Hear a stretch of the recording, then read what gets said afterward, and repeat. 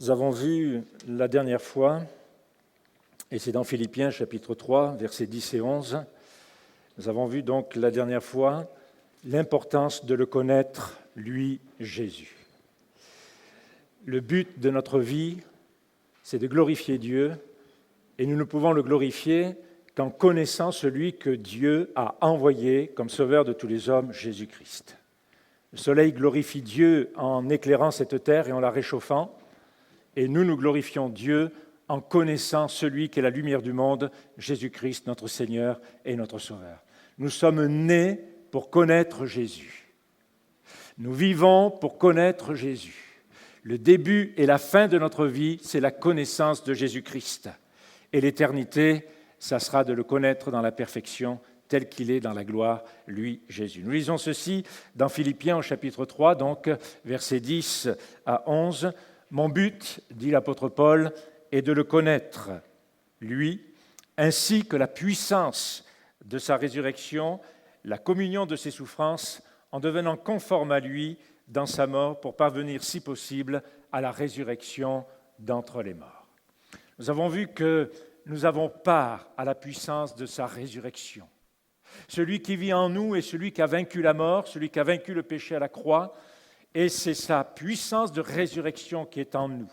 Et quand bien même le temps fait son œuvre, quand bien même la souffrance, la maladie, l'adversité font leur œuvre, nous savons que notre destinée est la vie éternelle parce que nous avons part à la puissance de sa résurrection. Et Paul continue en disant que nous avons part aussi à la communion de ses souffrances en devenant conforme à lui dans sa mort. Nous ne pouvons pas passer à côté de la souffrance. Nous avons vu que Dieu a pris au sérieux notre péché et les conséquences de notre péché, la souffrance.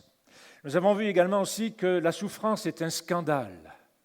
Et encore, quand on est à l'écoute de ces informations, mon cœur est bouleversé de voir cette femme qui a été fracassée, bouleversé de voir ces enfants qui sont violés, battus, bouleversé de voir une telle violence, une telle méchanceté au milieu des adolescents.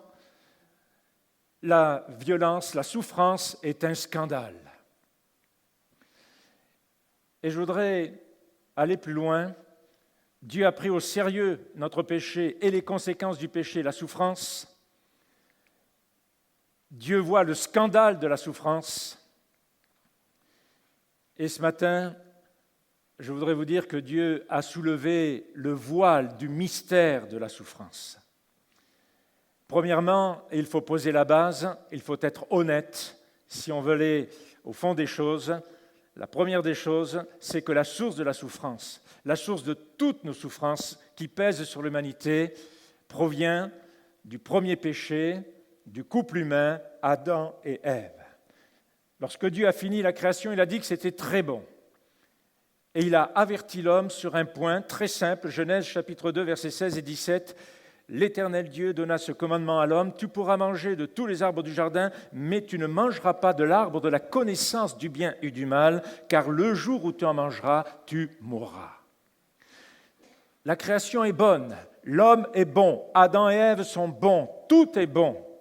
Même l'arbre de la connaissance du bien et du mal, en lui, est bon, sauf que nous n'avons pas à toucher quelque chose dont nous ne serons pas maîtres. Nous connaissions le bien, nous sommes nés dans le bien. Nous connaissions le bien, qu'avons-nous besoin de connaître le mal? Qu'avions-nous besoin d'aller là où Dieu nous dit non? Cette connaissance du bien et du mal, elle m'appartient à moi parce que moi, je reste souverain sur le bien et sur le mal. Le mal ne me corrompra jamais, mais vous, le mal vous dominera. Alors, n'y touchez pas. Qu'avions-nous besoin de toucher à l'arbre de la connaissance du bien et du mal? Nous connaissions le bien, c'était suffisant de connaître le bien. Mais force est de constater que chaque génération a besoin de pousser la porte du mal et de s'aventurer sur les chemins du mal pour connaître le mal et faire le mal, et être dominé par le mal. Dans Romains chapitre 5, verset 12, l'apôtre Paul dit ceci, « C'est pourquoi de même que par un seul homme le péché est entré dans le monde, et par le péché la mort, et qu'ainsi la mort a passé sur tous les hommes parce que tous ont péché. L'humain a péché, a introduit le péché avec son cortège de malheur et de souffrance. En ouvrant la porte au péché, nous avons aussi ouvert la porte à l'initiateur du péché, au Satan. Et Satan est devenu le prince de ce monde. Satan règne par l'injustice. La souffrance est souvent injuste. Le malheur est souvent injuste. Et Satan veille à l'injustice. Il veille à ce que l'injustice soit le leitmotiv de son règne sur cette terre. Ça, c'est le premier point. Nous avons introduit celui qui est à l'origine de nos malheurs, de la souffrance. Le deuxième point, c'est que Dieu affirme très clairement qu'il gouverne l'univers. Selon sa préscience, Dieu voit venir le Satan avec ses funestes projets, de même qu'il voit venir les violences de la nature, la furie animale, la méchanceté, l'incompétence et l'injustice humaine. Cependant, il déclare que rien ne nous touche sans avoir préalablement reçu son autorisation. Et selon sa prévoyance bienveillante, Dieu prévoit aussi l'heure de la sortie de l'épreuve, de la souffrance, et aussi le moyen de sortir de cette épreuve et de cette souffrance. Et pour illustrer cela, il suffit de nous tourner vers l'histoire d'un homme appelé Job. Les souffrances que Job a endurées sont réellement injustes, intolérables, incompréhensibles, à la limite du supportable. Car Job sait qu'il ne souffre pas à cause d'un mauvais choix, ou d'un mauvais comportement, ou d'une mauvaise attitude de cœur. Job n'a rien demandé. Il vivait tranquillement une relation respectueuse, droite et sainte avec Dieu. Et lorsque le moment se présente, Dieu va tout naturellement et légitimement rendre témoignage à la droiture, à l'intégrité de Job auprès du Satan qui venait de parcourir la terre et de s'y promener. C'est ce qu'il continue de faire d'ailleurs. C'est tout ce que Dieu a fait. Dans Job, au chapitre 1er, verset 8, l'Éternel dit au Satan, « As-tu remarqué mon serviteur Job ?» C'est Dieu qui qualifie Job de son serviteur. Il n'y a personne comme lui sur la terre. C'est Dieu qui rend lui-même un tel témoignage de cet homme. Il n'y a personne comme lui sur la terre. Et j'ose croire qu'en ce moment, sur cette terre, il y a des hommes et des femmes à qui Dieu peut rendre un tel témoignage. Des enfants, des jeunes, des anciens. C'est un homme intègre et droit, dit Dieu, qui craint Dieu et s'écarte du mal. Quel haut degré de sainteté et de consécration nous voyons là dans la vie de Job. Et c'est Dieu qui rend témoignage. Job est béni de Dieu. Il a une charmante épouse, 10 merveilleux enfants. Il a des terres en abondance, des troupeaux, des serviteurs, des amis, des richesses. Comme on dirait en Afrique, il pèse lourd. Il fait le poids. Et Dieu connaît parfaitement le cœur de son serviteur. Et le Satan veut semer le doute sur le bien fondé de l'attitude de Job à l'égard de Dieu. Job 1,9, le Satan répondit à l'Éternel, « Est-ce d'une manière désintéressée que Job craint Dieu? Ne l'as-tu pas protégé, lui, sa maison et tout ce qui lui appartient ?» Ça, c'est intéressant, Dieu nous protège. « Tu as béni l'œuvre de ses mains, Dieu nous bénit. Et son troupeau se répand dans le pays, mais tends ta main, touche à tout ce qui lui appartient. Et je suis sûr qu'il te maudira en face. Vois tout ce qui lui appartient et en ton pouvoir. Seulement, ne porte pas la main sur lui. Alors, le Satan se retirera de la présence de Dieu. » Job va bientôt connaître les jours les plus sombres de sa vie. En un seul jour, il va perdre tout son personnel, à l'exception de 3 serviteurs, parce que Satan est malin. Il permet que 3 serviteurs échappent à la catastrophe pour assommer Job de ces terribles nouvelles. Il perd donc ses ouvriers agricoles, ses nombreux troupeaux, bœufs, ânesses, petits bétail, chameaux, et le pire de tout, c'est la mort de ses 7 fils et de ses 3 filles. Mais l'attitude de Job est une attitude à la fois émouvante et exemplaire. Job se lève, c'est un acte de sa volonté. Il déchire son manteau parce que sa vie est déchirée. Il se rase la tête en signe de deuil, il se jette à terre en signe d'acceptation, se prosterne devant Dieu en signe de soumission respectueuse et prononce ces paroles inoubliables. Nous les avons chantées tout à l'heure. Job 1,21, l'Éternel a donné, l'Éternel a ôté, que le nom de l'Éternel soit béni. Ce n'est pas la piété de Job qui nous intéresse ici, mais l'attitude de Dieu. Posons-nous alors la question suivante. Qui est à l'origine des épreuves douloureuses de Job ? Et si nous devons remonter l'échelle des responsabilités, nous avons au premier niveau des personnes, bien entendu, mal intentionnées, malveillantes, sans scrupules, qui ont tué, pillé, saccagé, volé ce qui appartenait à Job. C'était des actes prémédités et des actes délibérés.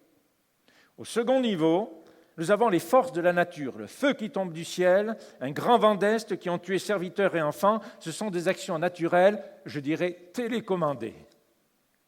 Au troisième niveau, nous avons le Satan qui a infligé toutes ces terribles souffrances à Job, sa famille, ses serviteurs et tous ses animaux. Job 1,12, l'Éternel dit au Satan, « Vois tout ce qui lui appartient est en ton pouvoir. » Donc Dieu donne pouvoir à Satan sur Job et sur tout ce qui lui appartient.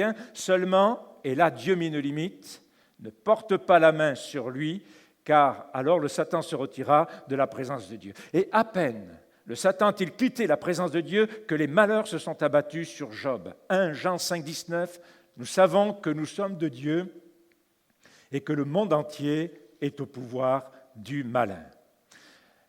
C'est Satan qui a tout conçu et fait exécuter ses desseins machiavéliques contre Job par les moyens qu'il a choisis lui-même. Mais au niveau suprême, c'est le décret de Dieu. Dieu a autorisé à Satan de toucher aux intérêts de Job. Et Job le reconnaît. Job 1,21, Job dit « Nu, je suis sorti du sein de ma mère, nu j'y retournerai. L'Éternel a donné et l'Éternel a ôté, que le nom de l'Éternel soit béni. » En tout cela, Job ne pécha pas et n'attribua rien de scandaleux à Dieu. Job 2,10, mais Job répondit à sa femme « Quoi ? Nous recevrions de Dieu le bien et nous ne recevrions pas aussi le mal ?» En tout cela, Job ne pécha point par ses lèvres. Job 42, 11. Tous ses frères, toutes ses sœurs et toutes ses connaissances d'autrefois vinrent vers lui et mangèrent avec lui dans sa maison. Ils le plaignirent et le consolèrent de tous les malheurs que l'Éternel avait fait venir sur lui et lui donnèrent chacun une kessita, une pièce de monnaie, et chacun un anneau d'or. Dieu a autorisé le Satan à toucher Job. Il est par conséquent à l'origine des souffrances de Job, car rien n'est arrivé sans l'autorisation préalable de Dieu, bien que cette autorisation soit assortie d'une limite. Job 2,6, l'Éternel dit au Satan, « Le voici, il est en ton pouvoir, seulement épargne sa vie. » Seulement épargne sa vie. Tout dans l'histoire de Job a été autorisé par Dieu, et le Satan a agi librement, nul ne l'a contraint. Ses motivations étaient multiples. Nuire à Job par tous les moyens en détruisant et ruinant tous ses biens et en tuant tout ce qu'il avait de plus cher, sauf sa femme. Je ne sais pas si c'est une grâce, mais Dieu savait la suite. Dieu savait la suite. Parce qu'à la fin, il va y avoir de nouveaux enfants. Ça ne remplacera pas ceux qui sont perdus, ça c'est clair et net. Mais à la fin, il va retrouver ses enfants, il ne pourra les trouver que s'il a sa femme. Tenter Job à se révolter contre Dieu, humilier Dieu par la même occasion, voilà les buts que Satan poursuivait. Et l'attitude de Dieu face au Satan a consisté à permettre son passage à l'action et à allonger sa chaîne pour fixer les limites de ses actions funestes. Dans sa volonté, Dieu a autorisé, mais il ne l'a pas fait. Dieu permet toutes sortes de choses qu'il n'approuve pas. Il permet à d'autres de faire ce qu'il ne fera jamais. Dieu n'a pas ruiné Job. Dieu n'a jamais voulu tous ces malheurs et qui se sont abattus et s'abattent encore sur l'humanité. Dieu n'a jamais voulu l'extermination des Juifs, des tziganes, des handicapés. Dieu n'a jamais voulu le trafic de drogue, d'armes, de femmes, d'enfants, d'organes. Dieu n'est pas à l'origine de la pandémie du coronavirus. 1 900 000 femmes chaque année aux États-Unis sont enlevées pour alimenter le commerce de la prostitution. Notre Dieu, le Dieu de la Bible, le Dieu d'Abraham, d'Isaac et de Jacob, le Dieu et Père de notre Seigneur Jésus-Christ est profondément attristé de la façon dont le Satan et l'humanité ont corrompu et ruiné son monde, abusé de ses créatures et surtout de celles qui sont les plus faibles, les plus vulnérables.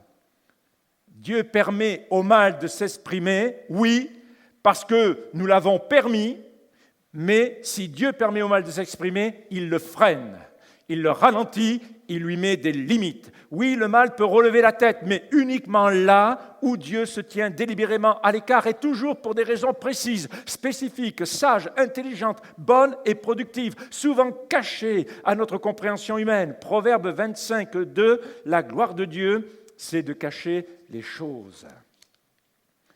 Si notre Dieu ne contrôlait pas le mal, il en résulterait un mal souverain.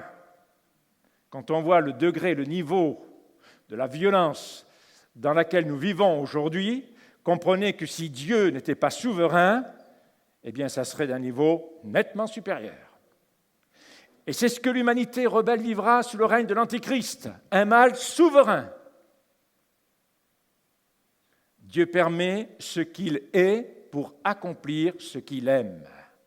Dieu voit le mal et l'oriente au service de ses desseins en faveur de l'humanité. Genèse 50, 20, Joseph dira à ses frères, vous aviez formé le projet de me faire du mal, Dieu l'a transformé en bien pour accomplir ce qui arrive aujourd'hui et pour sauver la vie d'un peuple nombreux. Trahi par ses frères, vendu comme un esclave, trahi par la femme de son maître, en prison, eh bien, Dieu a changé le mal en bien et Joseph est devenu le second après Pharaon, a sauvé la vie de l'Égypte, mais il a sauvé aussi la vie de son père Jacob, de ses frères, de toute sa descendance, la vie d'Israël. Genèse 9, 3, est-ce que ce sont ses parents ou est-ce que c'est lui qui a péché pour qu'il naisse aveugle ? Drôle de question, comme si un fœtus pouvait dans le sein de sa mère déjà pécher. Mais enfin, peu importe, les disciples l'ont dit. Est-ce que c'est lui qui a péché ou est-ce que ses parents ont péché pour qu'il soit né aveugle ? Jean 9, 3, Jésus répondit, ce n'est pas lui que lui ou ses parents aient péché, mais c'est afin que les œuvres de Dieu soient manifestées en lui. Voyez-vous, Satan nous frappe du mal, mais Dieu lui vient pour manifester la gloire de son bien, de sa bonté et de sa bienveillance. Vous ne pouvez pas empêcher Satan d'accomplir son rôle. Et Dieu ne peut pas empêcher Satan d'accomplir ce qu'il est, de faire ce qu'il est. Mais Dieu met des limites à ce qu'il veut faire. Et nous qui lui appartenons au Seigneur, nous avons comme divin berger Jésus et nous avons un protecteur grand et glorieux. C'est une grâce que d'appartenir à Jésus-Christ car il a vaincu le Satan à la croix, il a vaincu au tombeau, il est dans le ciel, assis à la droite du Tout-Puissant, il porte le nom qui est au-dessus de tout nom. Et Dieu est glorifié chaque fois que les dominations et les puissances des ténèbres voient un être humain tenir ferme dans sa foi au milieu des tempêtes de la vie. Le Satan a voulu se moquer de Dieu en lui lançant à la face « Ah, Job ne t'aime pas pour ce que tu es, mais pour ce que tu donnes. Job est attaché à tes bénédictions, il t'aime par intérêt. » Mais Job a prouvé le contraire. Job 13, 15, « Même si Dieu voulait me tuer, je m'attendrai à lui. » Ce genre de déclaration est tout à l'honneur de Job et encore plus à l'honneur de Dieu. Troisièmement, si premièrement, nous avons introduit par le péché celui qui est à l'origine de nos malheurs, de nos souffrances, si, deuxièmement, Dieu reste maître et souverain et contrôle le mal, troisièmement, Dieu se sert de la souffrance comme d'un outil pédagogique pour nous amener à mieux le connaître, lui. Je ne suis pas Dieu et je ne suis pas tout-puissant. Et la maladie, mes faiblesses, ou la faiblesse et le manquement des autres me le rappelleront toujours. Me le rappelleront toujours. Et le temps qui passe me rappelle et rappelle à mon corps que ma vitalité est derrière, mais qu'une autre vitalité, elle, est devant et pour l'éternité, car nous rajeunissons comme l'aigle et nous comprenons que ce n'est pas l'arthrose et l'arthrite qui est en jeu là, mais notre être intérieur est là. Et un jour, nous revêtirons le corps de la résurrection, le corps de la gloire de Dieu. La souffrance n'a aucun sens en soi. Pire, souffrir pour souffrir est absurde, démoralisant, déprimant, destructeur. Mais dans le contexte de notre relation avec Dieu, et uniquement dans ce contexte, la souffrance prend tout son sens, toute sa valeur, et revêt toute son utilité, car Dieu se sert de la souffrance pour nous former et nous transformer à l'image de son Fils Jésus-Christ. Il se sert de la souffrance encore pour se révéler davantage à l'intimité de notre cœur, approfondir notre relation avec lui, nous faire découvrir des nouvelles facettes de sa personne, de ses attributs, de ses vertus, au point de devenir son confident et être son ami. C'est l'expérience de Job. Job 42, 5, après ses souffrances, après cette douleur, Job peut dire « Mon oreille avait entendu parler de toi, mais maintenant, Maintenant, mon œil te voit. Mon œil t'a vu, tu as rétabli ma santé, tu as rétabli mon couple, tu as rétabli ma famille, tu as rétabli, mon œil te voit. Je ne te voyais pas avant, j'avais entendu parler de toi, mais maintenant j'ai expérimenté. Vous savez, c'est une chose que d'entendre parler de Jésus, mais quand c'est Jésus qui vient dans votre vie, là vous le voyez. Votre œil l'a vu, je l'ai vu. J'ai entendu longtemps prêcher l'Évangile, mais un jour mon œil l'a vu, il a transformé mon cœur, il a transformé ma vie. C'est l'expérience du psalmiste, psaume 34, verset 5, j'ai cherché l'Éternel. Il m'a répondu, il m'arrache à toutes mes frayeurs. Quand on regarde vers lui, on resplendit de joie. Quand on regarde vers lui, on resplendit de joie. Et le visage n'a pas à rougir. Quand un malheureux crie, l'Éternel entend et le sauve de toutes ses détresses. Verset 19. L'Éternel est près de ceux qui ont le cœur brisé. Il sauve ceux qui ont l'esprit dans l'abattement. L'Éternel libère l'âme de ses serviteurs et tous ceux qui se réfugient en lui échapperont à la condamnation. Et c'est l'expérience de l'apôtre Paul dans Philippiens chapitre 3, versets 10 et 11. Mon but est de le connaître lui, ainsi que la puissance de sa résurrection et la communion de ses souffrances en devenant conforme à lui dans sa mort pour parvenir, si possible, à la résurrection d'entre les morts. Notre Père Céleste ne veut aucune séparation entre lui et nous. S'il permet la souffrance entre Jésus et moi, c'est pour que rien ne vienne encombrer ma communion avec lui. La souffrance devient alors un instrument de purification entre les mains du divin fondeur. Elle va me révéler en profondeur, la profondeur de ma sainteté, la profondeur de ma foi, de mon amour, de mon intimité avec Dieu, de ma propre connaissance, de ma capacité à pardonner, à restaurer le lien fraternel, la profondeur de ma consécration. Il y a quelque chose de rafraîchissant sur le fait de se connaître en profondeur, tel que Dieu nous voit. Oui, la souffrance me décape, la souffrance m'humilie, elle me rend vulnérable, mais elle me rend aussi transparent. Elle me permet d'accueillir mes propres faiblesses, de faire face à mes propres limites, à mes propres manquements, à mourir à moi-même. Et quand mon âme est purgée de l'orgueil, de la suffisance, de la mesquinerie, de l'apitoiement sur soi, du manque de pardon, de la médisance, de l'hypocrisie, alors le Saint-Esprit me remplit de Jésus. Colossiens 3.3, car vous êtes morts et votre vie est cachée avec le Christ en Dieu. Nous mourons à nous-mêmes et Jésus vit en nous. Philippiens 3.10, mon but est de le connaître, lui, ainsi que la puissance de sa résurrection et la communion de ses souffrances en devenant conforme à lui dans sa mort pour parvenir, si possible, à la résurrection d'entre les morts. La force pour endurer mes souffrances se manifeste lorsque je communie aux souffrances de Christ. Souvent, quand j'ai traversé des moments difficiles, quand j'ai souffert, j'ai pensé aux souffrances de mon Seigneur et de mon Sauveur. Et les miennes, elles n'ont rien du tout à voir avec les siennes. C'est bien pâle ce que j'ai pu traverser, c'est bien pâle ce que j'ai pu souffrir par rapport à ce que lui a souffert. La puissance qui me rend capable de traverser la vallée de l'ombre de la mort se manifeste lorsque je communie aux souffrances de Jésus. Il est poignant de constater que lorsque Jésus était dans le jardin de Gethsémanée, il a eu la consolation de son Père, la consolation du Saint-Esprit, puisqu'un ange est descendu pour le fortifier là, à Gethsémanée. Relisez-le dans l'évangile de Luc. Mais il n'a pas eu le soutien de sa famille. Même pas le soutien de ses disciples qui, fatigués, attristés, étaient endormis. Même pas le soutien de ses amis. Pas de communion à ses souffrances de la part de l'humanité. Tout à l'heure, notre frère Frédéric, dans sa lecture, nous a rappelé ce moment de la croix. L'incompréhension de ses disciples face à la croix. Le désarroi de Marie, l'impuissance de Jean au pied de la croix. La douleur des femmes près de la croix. L'abandon du Père et de l'Esprit à la croix. Toutes ces souffrances endurées volontairement, c'est par amour pour le ciel, c'est par amour pour la terre que Jésus l'a enduré pour chacune et chacun d'entre nous. Il est allé à la croix sans réconfort afin que nous puissions par lui être réconfortés.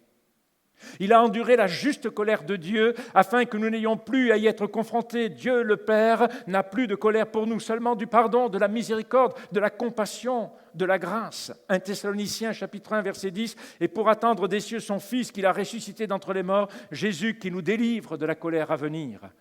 1 Thessaloniciens 5, 9, car Dieu ne nous a pas destinés à la colère, mais à la possession du salut par notre Seigneur Jésus-Christ. Romains 8, 1, il n'y a donc maintenant aucune condamnation pour ceux qui sont en Christ Jésus, qui marchent non selon la chair, mais selon l'Esprit. La puissance de sa résurrection est là pour éloigner le péché de nos vies et la communion de ses souffrances pour nous garder dans l'humilité. Philippiens 4,13, « Je puis tout par celui qui me fortifie ». Paul a écrit cette lettre en prison.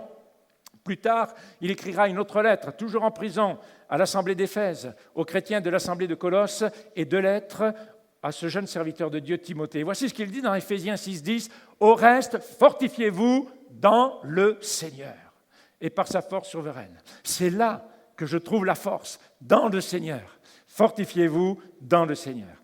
Dans Colossiens 1,11, fortifié, dira la version Louis II, la colombe, devenez puissant à tous égards par sa force glorieuse, en sorte que vous soyez tout à fait persévérants et patients.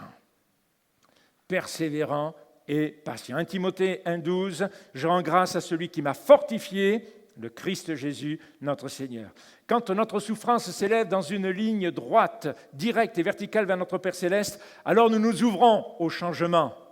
Parce que c'est lorsqu'on regarde à Dieu que les choses peuvent changer. Si tu regardes à toi, tu t'effondres. Mais si tu regardes à lui, l'espoir est là. Et l'espoir est de ce côté-là. L'espoir véritable et la possibilité de voir Dieu, le Père, le Fils, l'Esprit Saint tel qu'il est vraiment et non comme nous voudrions qu'il soit. Dès que nous lui tendons la main, il nous prend tout entier dans ses bras d'amour, tout contre son cœur. Et Jésus est cette étreinte de Dieu. Jésus, c'est cette manière à Dieu de se pencher vers nous pour apaiser notre cœur. Et c'est dans l'amour de Christ que nous devenons plus que vainqueurs. Et cette intimité avec Jésus nous donne la perspective la plus lumineuse, l'espérance la plus heureuse. Et quand il s'agit de traverser la souffrance, Jésus est en nous et à nos côtés par l'Esprit Saint. Jean 15,5, « Car sans moi, vous ne pouvez rien faire. Je ne veux ni vivre ni faire sans lui, Jésus. Et surtout pas lorsque je dois traverser la souffrance, car en ce monde, nous l'avons vu, la souffrance est inévitable. Pierre dit ceci dans 1 Pierre chapitre 1er, verset 3, « Béni soit Dieu le Père de notre Seigneur Jésus-Christ, qui selon sa grande miséricorde nous a régénérés, amenés à la nouvelle naissance, par la résurrection, et oui, nous avons part à sa résurrection, par la résurrection de Jésus-Christ d'entre les morts, pour une espérance vivante, pour un héritage qui ne peut ni se corrompre, ni se souiller, ni se flétrir, et qui nous est réservé dans les cieux, personne ne peut y toucher, même pas le Satan. À vous qui êtes gardés en la puissance de Dieu par la foi, pour le salut prêt à être révélé dans les derniers temps, vous en tressaillez d'allégresse, quoique vous soyez maintenant, pour un peu de temps, puisqu'il le faut, eh oui, puisqu'il le faut, affligés par diverses épreuves. Il le faut. Jésus n'a pas traversé ce monde sans connaître la souffrance. Et nous, ses disciples, nous ne pouvons pas compter sur le fait d'être exemptés, exonérés de cela. Puisque nous ne sommes pas plus que notre Maître, Jésus, eh bien nous avons part, comme notre Maître, aux souffrances. Sauf que lui, il a souffert à cause de nous. Nous souffrons à cause de nous et des autres. Il a souffert volontairement à cause de nous. Et c'est nous qui l'avons fait souffrir. Nous souffrons pour nous-mêmes ou pour les autres. Elle est grande, cette différence. Afin que votre foi éprouvée, bien plus précieuse que l'or périssable, cependant lui aussi l'or est éprouvé par le feu, pour le débarrasser de ses scories, de ses impuretés, se trouve être un sujet de louange, oui, ma foi, un sujet de louange, de gloire et d'honneur, lors de la révélation de Jésus-Christ. Vous savez, quand vous quittez une situation misérable et lamentable, vous n'avez plus envie de revenir en arrière, et lorsque vous êtes dans cette situation glorieuse, alors là, vous explosez de louange, vous explosez de gloire. Vous ne pouvez qu'être reconnaissant. Vous ne pouvez que chaque jour vous émerveiller de la bonté de Dieu parce que vous êtes dans un état de paix, dans un état de grâce. Et enfin, je termine par là. Premièrement, la souffrance, elle est de notre faute. Nous l'avons introduite avec celui qui, aujourd'hui, est le prince de ce monde. Deuxièmement, Dieu reste au contrôle. Il permet à la souffrance de se manifester, mais il en donne les limites. Troisièmement, et cela aussi c'est important, Dieu se sert de la souffrance comme d'un outil pédagogique pour nous former, nous épurer. Et quatrièmement, la souffrance n'aura jamais le dernier mot. Jamais le dernier mot. Pendant tous ces moments de souffrance, Ces épreuves nous transforment davantage à l'image de Jésus notre Seigneur, 2 Corinthiens 4, 17, car un moment de légère affliction produit pour nous, au-delà de toute mesure, un poids éternel de gloire. Romains 8, 18, j'estime qu'il n'y a pas de commune mesure entre les souffrances du temps présent, car elles ne sont que pour le temps présent, et la gloire à venir qui sera révélée pour nous. La Bible me dit comment cela va se terminer. La Bible me dit, voilà à quoi cela va ressembler quand tout sera terminé. Ce sera infiniment merveilleux.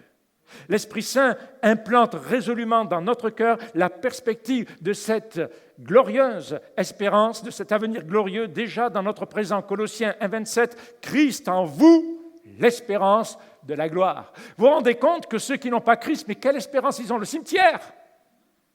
Quelle espérance ils ont? La faillite. Quelle espérance ils ont? La perte totale. Mais Christ en vous, l'espérance de la gloire. Ça, ce n'est pas un bon du trésor. Ça, ce ne sont pas des actions russes, américaines, françaises, burkinabèses. Non, c'est une espérance du ciel. Christ en vous, l'espérance de la gloire. Toutefois, mon espérance n'est pas centrée sur mon corps. Mon espérance n'est pas centrée sur ce corps de ressuscité, sur ce corps glorieux. Mon espérance, ce n'est pas une chose, c'est une personne. Mon espérance, ce n'est pas mon bien-être pour l'éternité. Mon espérance, c'est Jésus, l'agneau de Dieu, lui que je glorifierai dans le ciel. C'est lui mon espérance. Merci Seigneur pour le corps glorieux que j'aurai, plus d'arthrose, plus d'arthrite, plus de chute de cheveux, bien je serai en pleine forme du soir au matin éternellement. Gloire à Dieu. Mais mon espérance, ce n'est pas ça. Mon espérance, c'est toi, Seigneur. Être dans la lumière, être dans la gloire avec toi, te voir, te contempler, Seigneur Jésus. Notre paradis, c'est lui, l'arbre de vie, c'est lui, l'agneau de Dieu, c'est lui. C'est là notre espérance. Tite 2,13, dans la bienheureuse espérance, la manifestation de la gloire de notre grand Dieu et Sauveur, le Christ Jésus. Oui, nous attendons Jésus en personne. Folie pour le monde, science-fiction pour le monde, mais vérité pour nous. Être avec Jésus pour l'éternité, être avec Jésus pour avoir part à ses joies célestes et à l'intimité éternelle avec Dieu. La terre nous a conditionnés à penser que le ciel est un lieu où l'on aura moins et non plus. Pourtant, c'est bien sur la terre que nous souffrons. Et souffrir, c'est vouloir ce qu'on n'a pas et avoir ce qu'on ne veut pas. Alors qu'au ciel, nous aurons enfin tout ce dont nous avons aspiré et rêvé, cette paix et cette joie. Plus d'inquiétude, plus de soucis, plus besoin de se lever pour aller au travail. Alléluia! Plus besoin de cotiser pour les retraites, dont on ne sait pas comment ça va finir. Alléluia! Apocalypse 21, 4, Dieu essuiera toute larme de leurs yeux. La mort ne sera plus. Il n'y aura plus ni deuil, ni cri, ni douleur, car les premières choses ont disparu. Plus d'humiliation, plus de tromperie, plus de mensonges, plus de violence, plus de haine, plus de jugement. Alléluia! Une communion parfaite, un amour parfait. Nous avons quelque chose d'éternellement précieux en commun avec Jésus, la souffrance. Mais demain, nous n'aurons plus cela en commun avec lui, alors que lui restera dans le ciel l'agneau de Dieu qui a été immolé. Pour notre plus grand bonheur, les souffrances ne seront plus, car sa gloire remplira tout l'univers. Et notre Père voit cette fin glorieuse aussi clairement que si c'était aujourd'hui. Et nous la voyons nous aussi avec notre Père Céleste, aussi clairement si c'était aujourd'hui, et avec l'apôtre Paul. Mon but est de le connaître lui, ainsi que la puissance de sa résurrection et la communion de ses souffrances en devenant conforme à lui dans sa mort pour parvenir, si possible, à la résurrection d'entre les morts. Amen. Et Amen. Gloire à Dieu. Seigneur, nous te bénissons et nous te rendons grâce. Parce que le meilleur est à venir. Mais dans le temps présent, tu ne nous as jamais abandonnés ni laissés tomber. Les calamités, les malheurs, les injustices, les tromperies, les hypocrisies, médisances, calomnies, le mal, la souffrance, la maladie, l'handicap, les incompétences des uns et des autres, nos propres incompétences, les faiblesses des uns et des autres, nos propres faiblesses, tout cela, à travers notre vie, notre pèlerinage terrestre, tout cela nous a forgés, façonnés, tout en est servi, Seigneur. Non pas pour que cela nous détruise, mais pour que cela nous épure, pour que cela nous décharge de tout ce qui ne doit pas rentrer dans le ciel. Seigneur, tu as transformé le mal en bien et nous le verrons lorsque dans la gloire éternelle, nous serons rendus semblables à ton Fils Jésus-Christ, Sauveur et Seigneur. Je te prie de bénir mon frère et ma sœur qui ce matin traversent la vallée de l'ombre de la mort. Je te prie pour mon frère et ma sœur qui luttent contre la maladie, la souffrance, l'injustice, qui pleure dans son âme, qui est blessé dans son être intérieur. Je te prie pour celui qui ce matin est affligé, afin que ta main puissante et souveraine se pose maintenant sur sa vie, se pose sur son corps, et que par la puissance du Saint-Esprit, au nom de Jésus-Christ, la résurrection, la puissance de résurrection, puisse maintenant traverser ses corps et ses vies, afin que tu te glorifies, car sur cette terre, il y a place pour la prière, il y a place pour le miracle, en attendant le plus grand des miracles, la gloire éternelle. Amen. C'est ce que nous verrons la prochaine fois. Y a-t-il place pour la prière? Y a-t-il place pour le miracle? Nous répondrons à cette question et nous terminerons donc ce verset.